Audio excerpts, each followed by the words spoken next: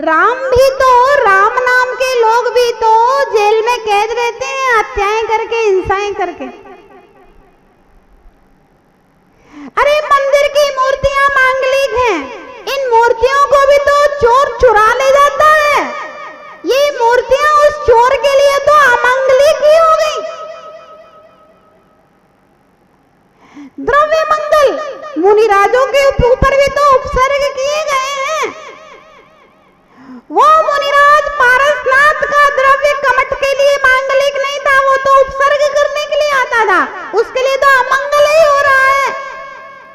क्षेत्र मंगल, तीर्थ क्षेत्रों पर जाने के बाद में भी व्यक्ति पाप करता है, तीर्थों का धन भक्षण कर लेता है, वह तीर्थ भी उसके लिए मंगल नहीं हो पा रहा है।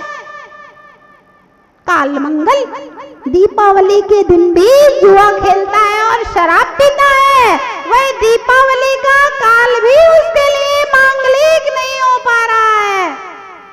ध्यान रखना।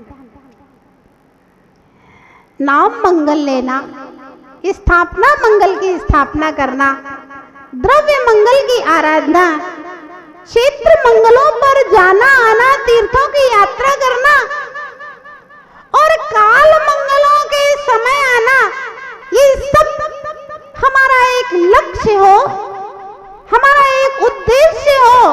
किस लिए? भाव मंगल का लक्ष्य होना चाहिए।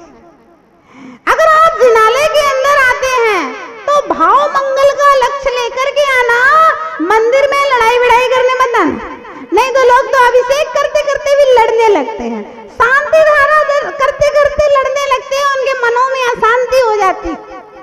हाँ। जो भी अमंगल, मैं मंदिर आ रहा हूँ, धर्म स्थल पर आ रहा हूँ, किस लिए आ रहा हूँ? भाव मंगल के लिए। तीर्थ क्षेत्र पर जा रहा हूँ, किस लिए? भाव मंगल के लिए। पर्व के दिनों में मैं विशेष आराधना कर रहा हूँ, किस लिए? भाव मंगल के लिए। मुनिराजों के दर्शन के लिए जा रहा हूँ, किस लिए? भाव मंगल के लिए।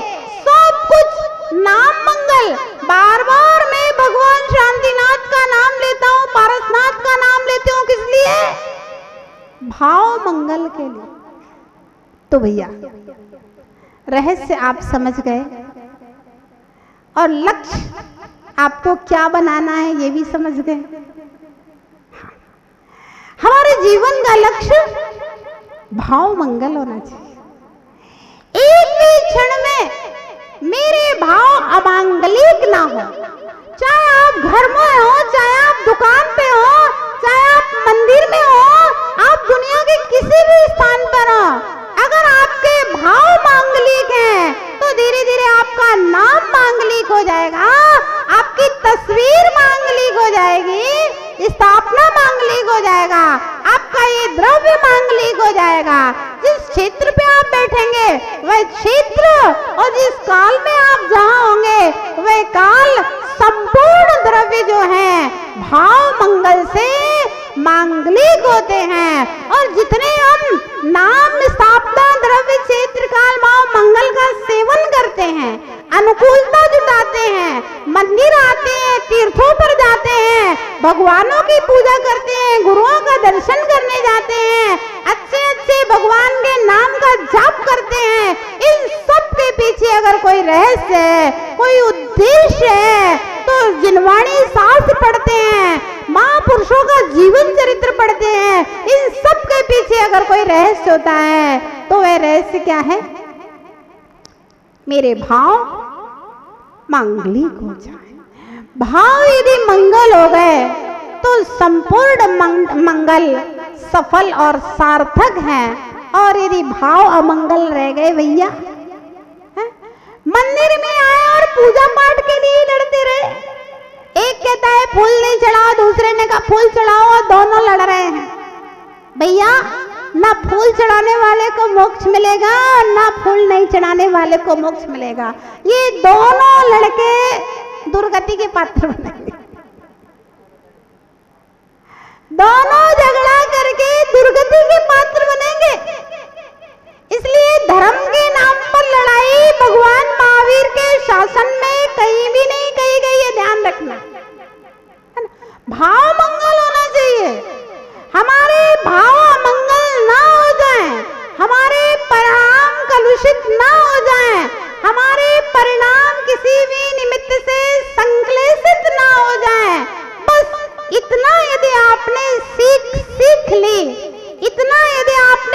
लक्ष्य बना लिया, इतना यदि आपने उद्देश्य बना लिया, इतनी बात के लिए यदि आप सतर्क हो गए, सजग हो गए, तो ध्यान रखना आपका जिनालय में आना सार्थक सफल, आपका गुरुजनों के चरणों में आना सार्थक सफल, आपका अभिषेक करना, आपका पूजा करना, आपका पाठ करना, आपका जाप करना, आपका स्वाध्याय करना, आपका ध्यान करना, आपका ज्ञान करना, सब सार्थक और सफल।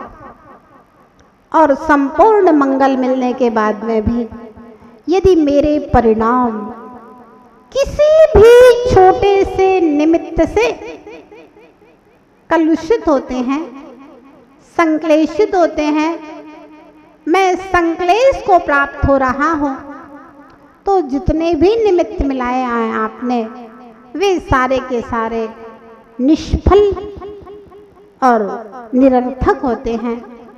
हम अपने भावों को मांगलिक बनाने का प्रयास और पुरुषार्थ करें। हम अपने भावों को मांगलिक बनाए रखें। हमारे भाव मांगलिक कैसे बने, उन साधनों को, उस चिंतन को, उन विचारों को अपने जीवन में लाने का सफल और सार्थक प्रयास करें। एक व्यक्ति विदेश यात्रा पर गया। जब वह भ्रमण करके वापस लौट रहा था, तो मन में विचार आया कि कोई एक स्मृति चिन्ह यहाँ से लेकर के, यात्रा की यादगार लेकर के जाना चाहिए।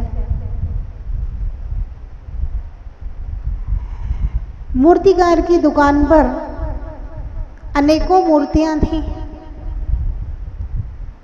उनमें से एक जो मूर्ति थी बड़ी आश्चर्यकारी और बहुत सुंदर, देख कर के उसने वह मूर्ति खरीद ली, लेकर के आया। आश्चर्यकारी मूर्ति थी। आखिर मूर्तिकार ने ये मूर्ति किसकी बनाई है, क्यों बनाई है, इसका रहस्य क्या है, वह समझ नहीं पा रहा था। मूर्ति एक व्यक्ति की थी, एक ऐसे व्यक्ति की मूर्ति थी जिसके एक हाथ में तलवार थी और दूसरे हाथ में एक दीपक था। मूर्ति को यदि इस ओर से देखते थे तो आधे चेहरे के ऊपर तलवार की चमक, और इधर से आधा चेहरा देखने से लगता था जैसे किसी वीर योद्धा की मूर्ति है, मानो अर्जुन की मूर्ति रही हो या कोई द्रोणाचार्य की मूर्ति रही हो। आधी मूर्ति के ऊपर तलवार की चमक पड़ रही थी, किसी वीर योद्धा की मूर्ति, और दूसरे हाथ में जो दीपक था, उस दीपक की ज्योति, उस दीपक की रोशनी आधी मूर्ति के ऊपर पड़ रही हो। इधर से देखते थे तो लगता था जैसे किसी महान संत की मूर्ति हो, बुद्ध की मूर्ति हो, महावीर की मूर्ति हो, किसी विशिष्ट साधक की मूर्ति हो। एक ओर से देखते थे तो चेहरा एकदम शांत दिखाई देता था, बड़ा गंभीर दिखाई देता था, बड़ा सहनशील और धैर्यवान दिखाई देता था, और दूसरी ओर से देखते थे तो किसी वीर योद्धा का ओज, तेज, वीरता आधे चेहरे में दिखाई देती थी। देखने वाला देखता है कि इन दोनों का सामंजस्य ही नहीं है। एक और वीर योद्धा हो और दूसरी ओर कोई संत जैसी शांति हो, ये कैसे संभव हो सकता है? कई लोगों को उस मूर्ति को दिखाया, रहस्य समझ में नहीं आया। एक दार्शनिक ने जब उस मूर्ति को देखा पूछा ये मूर्ति कहाँ से उपलब्ध हुई? तो बोला मैं विदेश यात्रा से लेकर के आया हूं। दार्शनिक ने देखने के बाद कहा कि ये मूर्ति विदेश में नहीं, ये मूर्ति तो भारत में होना चाहिए थी। बोला क्यों? बोला जैसे इस मूर्ति के संकेत हैं, ऐसे लोग प्राचीन काल में भारत में हुआ करते थे। कैसे लोग हुआ करते थे प्राचीन काल में भारत में?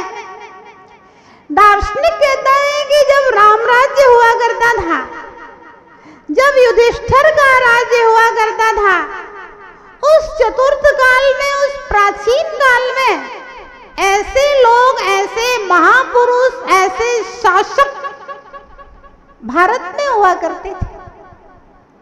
उसने पूछा कि मूर्ति का रहस्य क्या है? दार्शनिक ने कहा जब पुराणों को पढ़ते हैं, इतिहास को पढ़ते हैं, चरित्रों को पढ़ते हैं, तो हमारे भारत के जो प्राचीन शासक हुए, जैसे इस मूर्ति के संकेत हैं, ठीक वैसे ही हुआ करते थे। गुरुकुल में जो राजकुमारों की शिक्षाएं दी जाती थी, वो इसी प्रकार की शिक्षाएं दी जाती थी। हर राजा इसी प्रकार का हुआ करता था। भारत में जितने भी महापुरुषों के इतिहास और पुराण लिखे गए हैं, वे इसी प्रकार के हुआ करते थे। दार्शनिक ने रहस्य का उद्घाटन किया। आप इस मूर्ति को देखिए, आधे चेहरे के ऊपर तलवार का तेज, वीरता, शौर्यता और ओजस्विता झलक रही है। आधे चेहरे के ऊपर संत की तरह शांति, सहनशीलता और धैर्यता झलक रही है। दार्शनिक कहता है प्राचीन काल में जो वीर योद्धा हुए करते थे, चाहे वे राम रहे हों, चाहे वह युधिष्ठिर रहा हो, चाहे वह अर्जुन रहा हो, चाहे वे कृष्ण रहे हों, अथवा जो भी महापुरुष रहे हैं, वो इसी प्रकार के हुआ करते थे। तलवार शक्ति का प्रतीक है। तलवार शासन और सत्ता का प्रतीक है। तलवार संहार का प्रतीक है। लेकिन एक हाथ में तलवार हो, एक हाथ में शक्ति हो, संहार की क्षमता हो, और दूसरे हाथ में अगर दीपक है, दूसरे हाथ में बुद्धि है, विवेक है, ज्ञान है, दया है, करुणा है, न्याय है, नीतियां हैं, अगर संसार की सारी शक्ति ऐसे लोगों के हाथ में चली जाए कि जिनके एक हाथ में तलवार हो और दूसरे हाथ में ज्ञान का, विवेक का, करुणा का, दया का, नीति का, न्याय का दीपक हो, तो कभी भी तलवार चलाने की आवश्यकता नहीं पड़ेगी। ध्यान रखना, जैन शासन में, जैन धर्म में श्रावक धर्म और मुनि धर्म अलग अलग कहा है। हाँ, मुनि धर्म वह होता है कि साधक के ऊपर ओले बरसे, सोले बरसे, पत्थर बरसे, पानी बरसे, यहां तक कि उपसर्गकर्ताओं ने दोनों हाथ और दोनों पैर काट दिए, फिर भी वे मुनि महाराज अपने ध्यान में लीन रहे, केवल ज्ञान को प्राप्त हो गए। अभय घोष मुनि, गुरुदत्त मुनि, वह किसान आता है, पहले गाली गलौज करता है, मारता पीटता है, और अंत में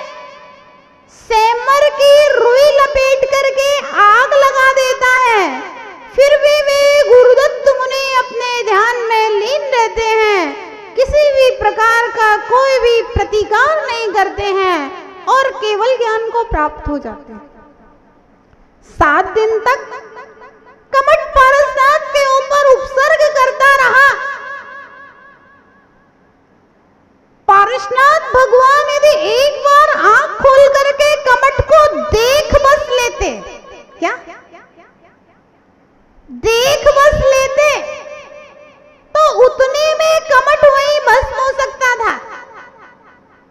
63 रिद्धियों के स्वामी होते हैं तीर्थंकर भगवान। दीक्षा लेते ही दृष्टि विसृष्टि आसी विसृष्टि देख लेते, उतने में भस्म हो सकता था, लेकिन कमठ तो भस्म हो जाता। उसके साथ साथ भगवान पारसनाथ की साधना भी भस्म हो जाती है। पारसनाथ का त्याग और तप, पंडित जी मोबाइल बाद में चला लेना।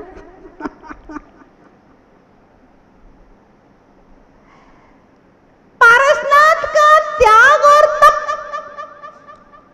भस्म हो जाता। मुनि धर्म वो धर्म है, कोई ओले बरसाए सोले बरसाए पत्थर पानी, आप अपनी साधना में लीन रहिए। मुनियों के लिए ऐसी आज्ञा है, मुनियों का तप इस प्रकार का है, लेकिन श्रावक का तप, श्रावक का धर्म, अगर राम ने धनुष बाण उठाया, युधिष्ठिर ने धनुष बाण उठाया, अर्जुन ने धनुष बाण उठाया, क्या श्रावक धर्म के विरोध में धनुष बाण उठाया? नहीं। विरोधी हिंसा